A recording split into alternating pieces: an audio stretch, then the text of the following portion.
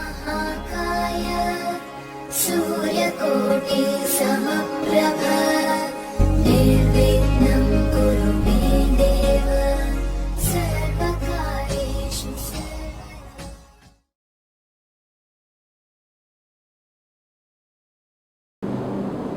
मेरे बहुत ही प्रिय और बेहद सम्मानित साथियों, हृदय की गहराइयों से अभिनंदन, बहुत बहुत हार्दिक स्वागत।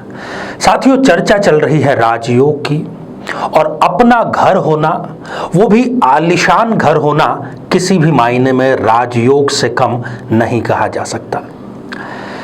साथियों, बहुत बड़ी संख्या में आप लोगों के द्वारा कमेंट के माध्यम से ये प्रश्न पूछा गया था कि आचार्य जी, आप राजयोग की चर्चा कर रहे हैं, इसमें आप ये भी बतलाएं कि हमारे अपने घर होने का कब योग संभव है।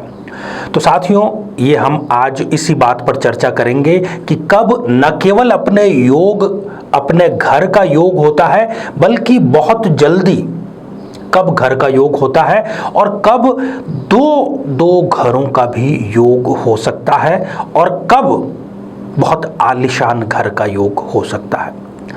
साथियों, इस पर हम चर्चा करें इससे पहले एक बेहद ज़रूरी सूचना कि हम हमारे प्रत्येक एपिसोड के अंत में किसी न किसी जातक के प्रश्न का उत्तर देते हैं, और ये प्रश्न हमें प्राप्त होते हैं आप लोगों के ही द्वारा यूट्यूब कमेंट के माध्यम से।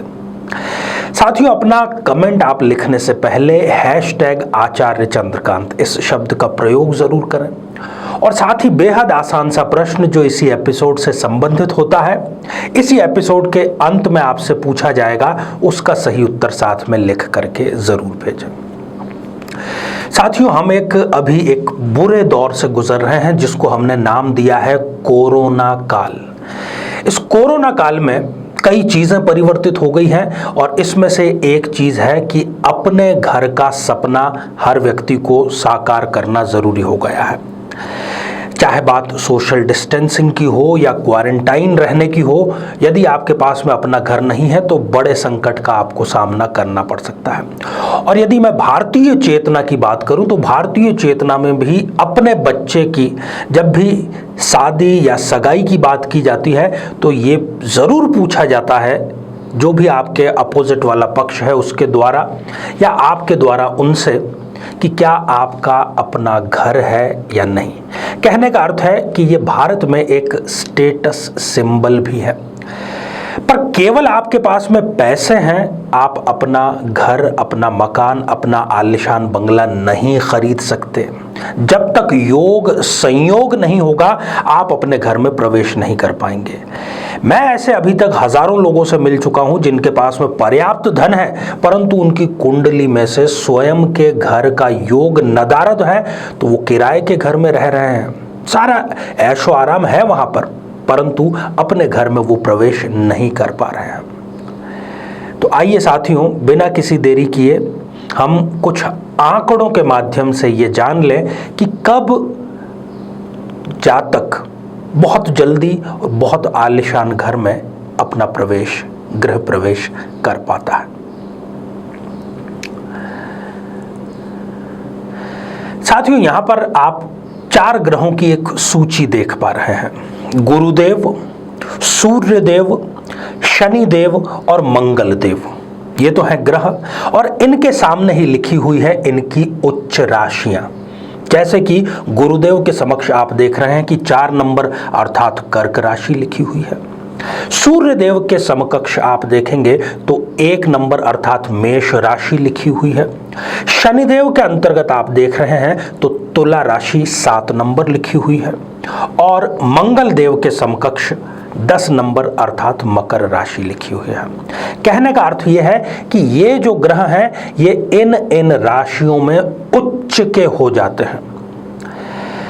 अब समझने वाली बात यह है कि सबसे पहले तो आप लीजिए अपनी जन्म पत्रिका अपने हाथ में, और ये देखिए कि इन ग्रहों की स्थिति क्या इनके अनुकूल है।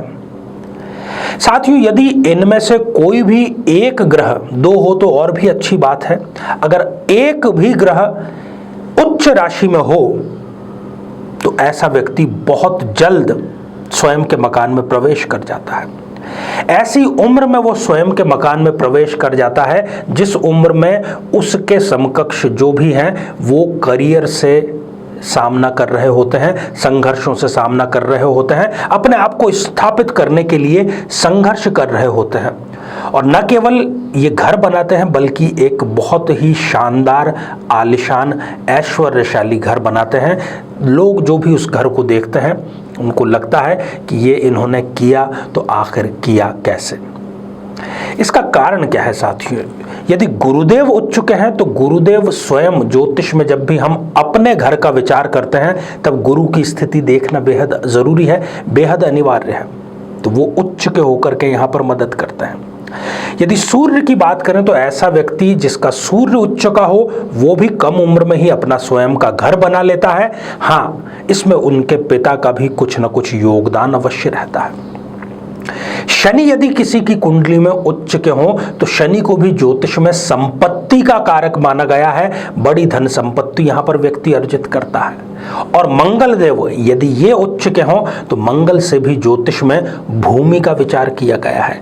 इनके पास एक से अधिक मकान होते हुए आसानी से देखे जाते हैं। अब यदि इसके विपरीत बात करूं कि ये चारों ही ग्रह नीच के हों या इनमें से कोई भी ग्रह उच्च का न हो, और ये चारों नहीं तो इनमें से 1, 2, 3 या जितनी भी संख्या में आप मान ले वो नीच के यदि हो जाए तब उस व्यक्ति को जीवन का बहुत बड़ा अरसा किराए के भवन में बिताना पड़ सकता है। दूसरी बात, यदि ये उच्च के हैं साथ में यदि त्रिकोण और केंद्र के अधिपति होकर के त्रिकोण या केंद्र में ही विराजमान है तब तो फिर कहना ही क्या, अकूत संपत्ति का ये व्यक्ति को मालिक बनाता है।